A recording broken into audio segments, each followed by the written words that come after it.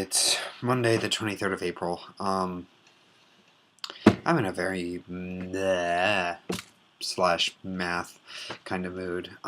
This has nothing to do with the fact that I'm wearing this shirt. I had my math class today, and also we had to read proof, and I ended up watching the movie for theater class, which was also this morning. If you're not familiar with proof, it's basically about a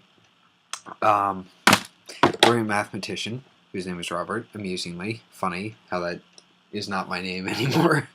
But basically he dies, and the story is told, well, it's mostly about his the daughter who took care of him, and was also apparently a pretty good mathematician, and basically stuff like that, and proving things, because that's what math is all about.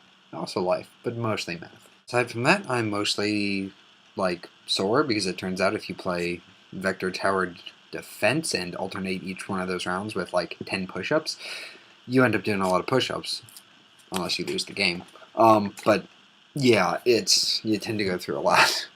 So unfortunately now, between the nut sleep and the music I've been listening to, and the peoples, and the previously thinking, and just reading that, because I don't know why, whenever I read something, it just sort of makes my brain melt. My brain's scrambled right now, basically, and I can't think the thing he thinks, which is kind of problematic, because apparently I have to have a blog post citing inspirational sources for my art class tomorrow morning at 9, and it's supposed to be based on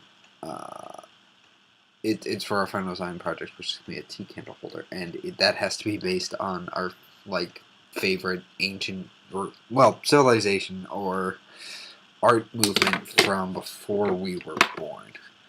Now, there are several reasons that this is problematic, in that A, I don't know any art movements, and 2, I don't know which culture worships spirals the most.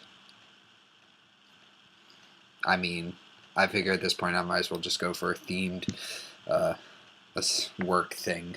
Congrats on knowing more about sidewalk regulations and ADA stuff than before. I mean, I don't know.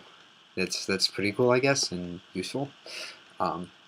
Grandfather clause is always fun. My favorite is how MIT has as many, if not more, IP addresses than China, because it kind of got grandfathered in when the internet started.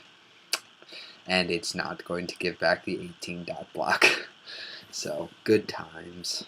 This kind of results in the fact that pretty much anyone and anything in MIT can get an IP address. To prove this, I'm going to link to the soda machine on the hall I used to live on that has its own website.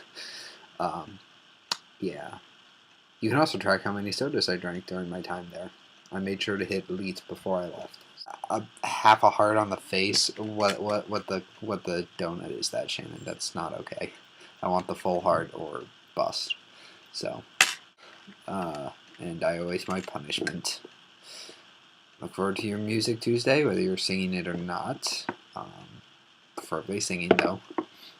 I will see you on a day that ends in Y.